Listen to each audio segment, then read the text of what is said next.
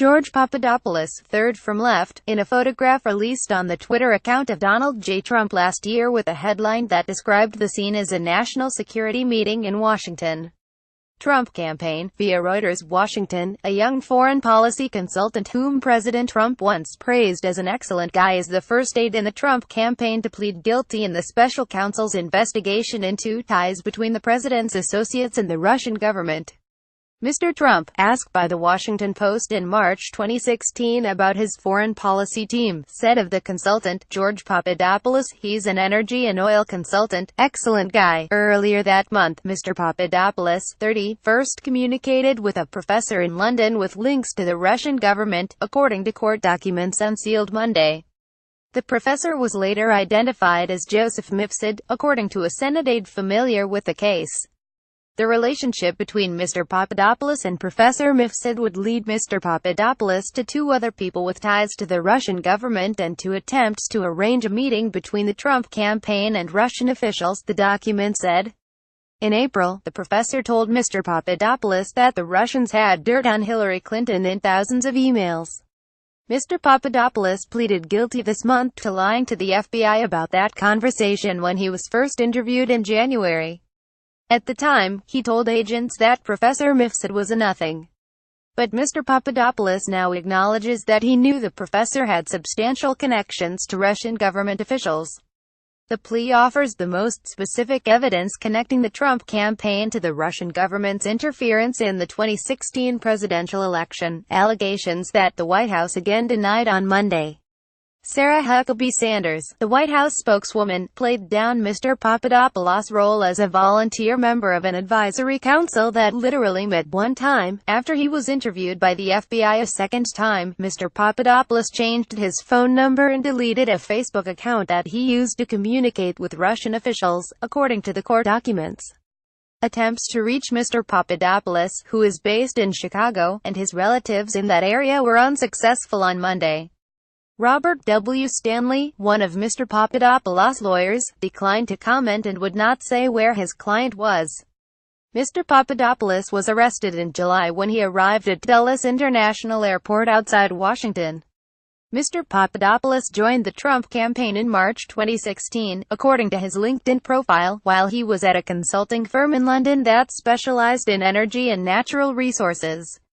He previously worked on Ben Carson's Republican primary campaign from November 2015 until February 2016. Mr. Papadopoulos pitched himself to Mr. Carson's team as a foreign policy expert who could raise a substantial amount of money for the candidate from the Greek-American community, according to a Republican official familiar with the interaction. Mr. Papadopoulos listed Kenneth Weinstein, the chief executive of the Hudson Institute, where he had worked on a contract basis, as a reference.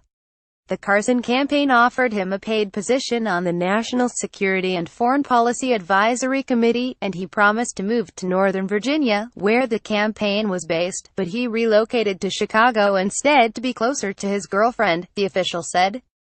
Later, after the Carson campaign began to unravel, Mr. Papadopoulos reached out to several of Mr. Trump's associates, including the policy director Sam Clovis, who was eager to assemble a foreign policy advisory council after dozens of military and diplomatic officials signed a letter describing Mr. Trump as unfit to serve as president.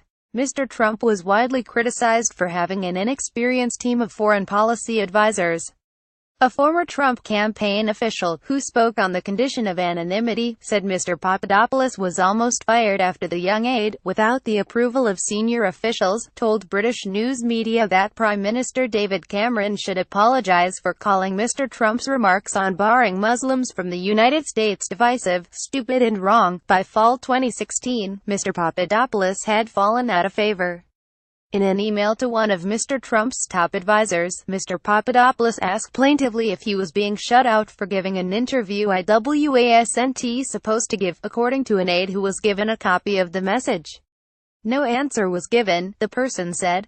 Then, a week before the campaign, he reached out to top advisors to discuss an event he hoped to schedule with a congressman he described as a close friend, Gus Bilirakis, Republican to Florida.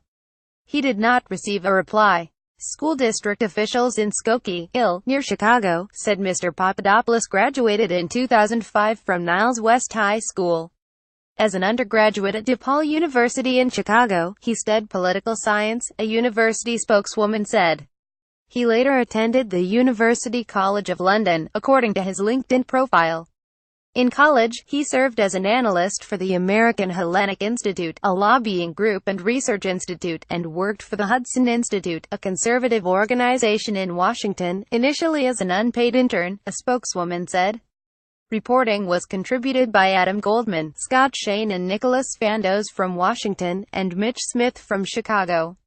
Kitty Bennett contributed research. A version of this article appears in print on October 31, 2017, on page A17 of the New York edition with the headline "Aid lauded by President forged ties to Russians."